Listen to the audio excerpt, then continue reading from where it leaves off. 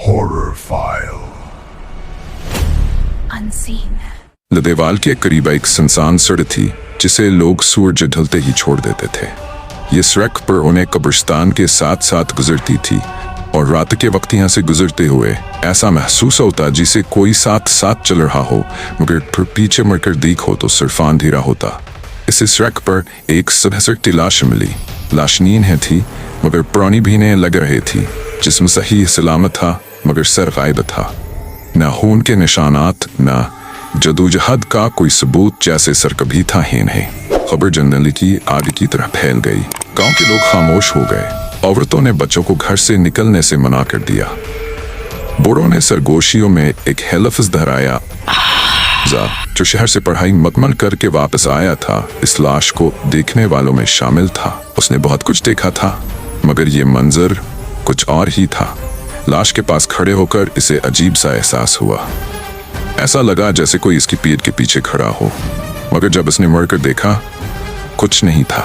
आहट जो पीछा करती है लाश को दफना दिया गया, मगर खौफ दफन ना हो सका। उसी रात हमजा को पहली बार आहट सुनाई दी। ये किसी के चलने की आवाज थी मगर कदम जमीन पर नहीं पड़ रहे थे। आवाज कमरे के दरवाजे के बाहर थी। दिल की धड़कन तेज हो गई। दरवाजा बंद था मगर साया अंदर मौजूद था। हमजा ने लाइट जलाई, साया गायब। अगली सुबह से पता चला कि कब्रिस्तान के करीब एक और शख्स बेहोश मिला है। वो बार बार एक ही बात कह रहा था। लाश चल रही थी, इसके कंधों पर सर नहीं था।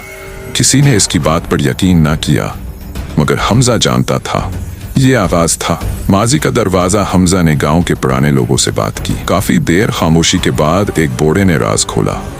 परसों पहले एक शख्स था, कामिल, खामोश, अलग थलग और खौफनाक हद तक तन्हा। एक रात कामिल गायब हो गया। अगली सुबह इसका जिस्म मिला, सर के बगैर। लोगों ने इसे हादसा करार देकर दफना दिया मगर इस रात के बाद आहटें शुरू हो गई। बूढ़े ने कंपती आवाज में कहा, जो सर के बगैर दफन हो जाए वो सुकून नहीं पाता। हमजा के जहन में एक सवाल गूंज रहा था, अगर सर कभी मिला ही नहीं तो? आहटें अब हर रात आते, कभी छत पर, कभी सहन में, कभी बस्तर के बिल्कुल पास। हमजा ने एक रात हमत की और आवाज की तरफ पड़ा। कब्रिस्तान में इसे वो दिखाई दिया, एक जिस्म सीधा खड़ा, बगैर सर के। वो चल नहीं रहा था, वो खसक रहा था। हवा रख गई, वक्त जैसे ठहर गया। अचानक हमजा के कान में सरगोशी हुई, बगैर आवाज के, मेरा हिस्सा कहाँ है? हमजा पीछे हटा मगर जमीन ने कदम जकड़ लिए। सर की तलाश। गांव में मजीद लोग बीमार पड़ने लगे। कुछ रात को चीखते, कुछ बेहोश हो जाते। सबकी एक ही शिकायत। हमजा को यकीन हो गया कि जब तक इस लाश का राज हल नहीं होगा, आज खत्म नहीं होगी। इसने पुराने कागजात, जमीन के नक्शे और कब्रिस्तान की फाइलें खंगालें। आखिरकार एक निशान मिला। कब्रिस्तान के पीछे वो जगह जहां जमीन कभी नहीं हरी होती थी, वहीं दफन था वो राज। वो रात आसमान पर बादल गरज रहे थे। हवा साकिन थी मगर दिल बेकाबू। हमजा अकेला इस जगह पहुंचा। जमीन खोदी गई। वो चीज बरामद हुई जिसे देखकर रूह कांप जाए। ये सर था मगर आम सर नहीं। आंखें बंद थी मगर महसूस हो रहा था जैसे देख रहा हो। अचानक आहट तेज हो गई। सरकती लाश सामने आ खड़ी हुई। लाश ने सर को उठाया। हवा चीखने लगी, जमीन लर्जने लगी। जैसे ही सर जिस्म के करीब आया, आहट रुक गई। एक लम्हे के लिए सुकून हुआ। लाश आस्ता आस्ता जमीन में बैठ गई। एक आखिरी एहसास, एक आखिरी पैगाम बगैर लफ्जों के अब चीन है। खामोशी का खौफ। अगली सुबह गांव में सुकून था। परिंदे बोल रहे थे, हवा चल रही थी मगर हमजा जानता था ये खामोशी आम नहीं। कुछ कहानियां खत्म नहीं होती, वो बस सो जाती हैं।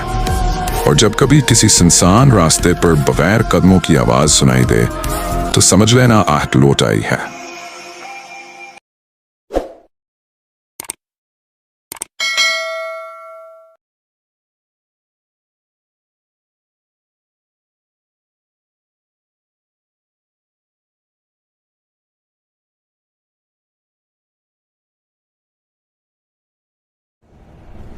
Horror File. Unseen. वो रात आम रातों जैसी नहीं थी। वो रात जैसे किसी गलत दरवाजे से निकल आई हो। आसमान पर स्याह बादल इस तरह जमे हुए थे जैसे किसी ने रोशनी पर मेहर लगा दी हो।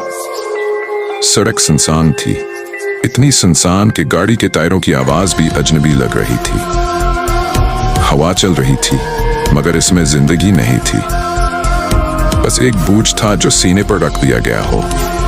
मैं गाड़ी चला रहा था। वापसी का रास्ता लंबा था और नींद आंखों पर भारी हो रही थी। पिछली सीट पर एक गड़िया रखी थी, पुरानी, खामोश, बेजान, या शायद ऐसा मुझे लग रहा था। वो गड़िया मुझे एक वीरान से घर से मिली थी। लोग कहते थे वहां कुछ ठीक नहीं। मैं हिंसा था। गड़िया ही तो है, मैंने कहा था। उसके बाल अलझे हुए थे, कपड़े मटियाले और आंखें बंद। मगर अजीब बात यह थी कि इन बंद आंखों से भी निगाह होने का एहसास होता था। गाड़ी मोड़ काट रही थी कि टिक। मैं चौंका। यह आवाज गाड़ी की नहीं थी। कुछ देर बाद टिक टिक मेरे हाथ स्टीयरिंग पर सख्त हो गए। मैंने रफ्तार कम की। सड़क के दोनों तरफ दरख्त ऐसे खड़े थे जैसे कोई खामोश तमाशा देख रहे हों। रेडियो बंद था मगर फिर भी गाड़ी के अंदर किसी की सांसों की आवाज महसूस हो रही थी। मैंने खुद को तसल्ली दी, वहम है, बस वहम। तभी पिछली सीट से हल्की सी हरकत की आवाज आई। मैंने शीशा देखा। गड़िया वहीं थी मगर इसकी पोजीशन बदली हुई थी। ठंडक गाड़ी के अंदर अचानक ठंड बढ़ गई। सांस मना से निकली तो धन बन गई। मैंने ब्रेक दबाया, गाड़ी रुक गई। बाहर मुकम्मल अंधेरा था। हेडलाइट्स की रोशनी सड़क पर जाकर जैसे मर जाती थी। तब गाड़ी के बाहर किसी के कदमों की आहट सुनाई दी। आहिस्ता, बहुत आहिस्ता। रेडियो खुद ब खुद ऑन हो गया। कोई गाना नहीं, कोई आवाज नहीं, फिर एक बच्चे की हल्की हिंसी। मेरे रोंगटे खड़े हो गए। इसी लम्हे पिछली सीट से एक भारी टूटी हुई सरगोशी अभरी। तुम मुझे छोड़ के नहीं जा सकते। मैंने पलट कर देखा। गड़िया की आंखें अब खुली हुई थी। वो शीशे की नहीं लग रही थी। उनमें नमी थी, जैसे वो रो चुकी हो या रो रही हो। इसका सर आहिस्ता आहिस्ता मेरी तरफ मुड़ा। गाड़ी के बाहर आहट तेज हो गई। एक कदम, फिर दूसरा, और फिर गड़िया के होंठ हिले। अब मेरी बारी है। अंधेरा खत्म नहीं हुआ था। लाइट्स बंद थी मगर मुझे यूं लगा जैसे कोई मुझे देख रहा हो। मैंने आंखें बंद कर ली। दिल जोर जोर से धड़क रहा था। जब आंखें दोबारा खोले तो गाड़ी अपनी जगह खड़ी थी। रेडियो बंद, खामोशी ऐसी के कान बजने लगे। फिर वही गड़िया, पिछली सीट खाली थी। मेरा खून सर्द हो गया। वो गड़िया वहां नहीं थी। मैंने बमुश्किल गर्दन मोड़ी। वो अब अगली सीट पर बैठी थी। बाल वैसे ही अलझे हुए, कपड़े वैसे ही मटियाले, मगर चेहरा अब पुराना नहीं लग रहा था। वो जैसे किसी जिंदा बच्चे का चेहरा हो। इसने आहिस्ता से सर झुकाया और बहुत धीमी आवाज में बोली, तुमने मेरा घर देखा था ना? वीरान घर की याद मेरी आंखों के सामने वही वीरान मकान घूम गया। टूटे दरवाजे, काली दीवारें और अंदर एक छोटा सा कमरा जहां ये गड़िया पड़ी थी। तब मुझे याद आया लोग क्यों कहते थे कि वहां कुछ ठीक नहीं। गड़िया बोलती रही, वो मुझे खेलने नहीं देते थे, वो मुझे बंद कर देते थे अंधेरे में। इसकी आवाज में रोना नहीं था, सिर्फ खालीपन था। दरवाजा जो कभी नहीं खुला, मैं दरवाजे के पीछे रोज खड़ी रहती थी। गड़िया ने कहा, और सुनती थी उनके कदमों की आवाज, उनकी आहट। तब मुझे समझ आया, ये सड़क पर सुनाई देने वाली आहट किसी बाहर वाले की नहीं थी, ये इसी घर की आहट थी। गाड़ी के शीशे पर बच्चों के हाथों के निशान अभर आए, छोटे, कमजोर। मेरा दम घटने लगा। गड़िया ने आहिस्ता से अपना हाथ उठाया। वो हाथ लकड़ी का नहीं था, वो बिल्कुल इंसान का हाथ था। अब कोई दरवाजा बंद नहीं होगा, उसने कहा। अब सब जागेंगे। गाड़ी खुद ब खुद चलने लगी।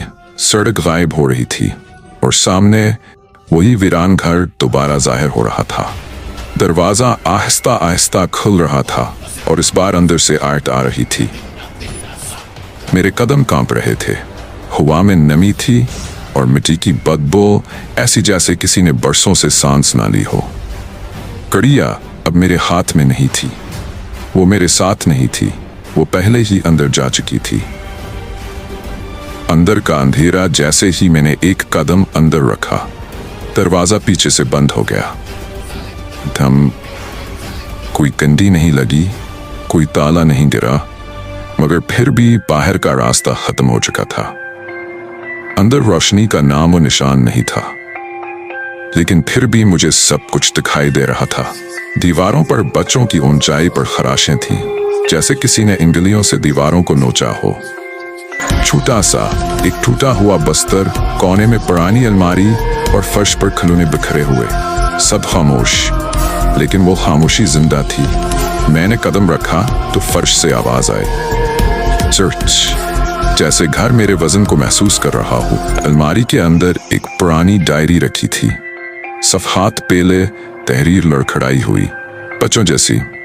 मैंने पहला सफ़ा खोला, आज फिर दरवाजा बंद था। मैंने आवाज दी, किसी ने नहीं सुना।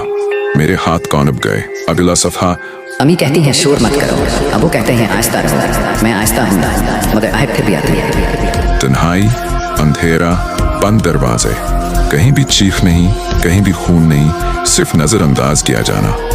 यही असल जुल्म था। तब मुझे समझ आया, आहट किसी के आने की नहीं थी, आहट किसी के जाने की नहीं थी।